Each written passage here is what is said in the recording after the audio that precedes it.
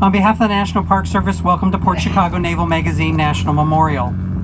75 years ago today, the largest homefront disaster of World War II occurred on this very spot, killing 320 men and injuring over 400 people. We are gathered here today to not only remember those who lost their lives, but also to those whose lives were changed forever that day. I'd like to begin by having those individuals who witnessed the explosion on that day, their families, and family members of those who died on that day to stand and be recognized. Stand here today on this hallowed ground and reflect on the profound significance of the events that took place 75 years ago tonight.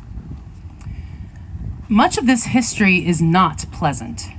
It is messy, even raggedy, with truths that are inconvenient for some and uncomfortable for others. But it is vital that we shine a bright light on these aspects of the past, for they hold lessons that are crucial to forging a new path for the future. Now, as World War II raged throughout Europe, the United States Navy had identified the need for an additional ammunition shipping depot on the West Coast, even before the surprise attack at Pearl Harbor on December 7th, 1941. Port Chicago Naval Magazine was formally authorized in February of 1942, selected as an ideal location for... I think it's a good event.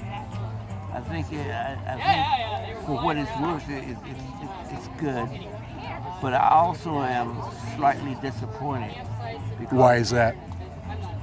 Because it does not tell the whole story. There's a story here.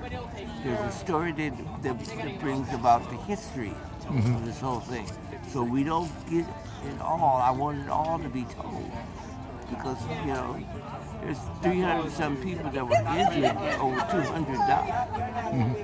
You know? And when we look about it, the whole thing was about stupidity.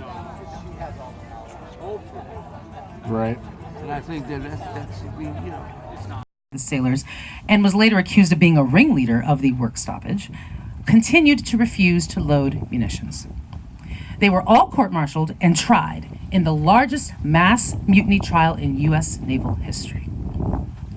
This trial made headlines across the country and was thoroughly covered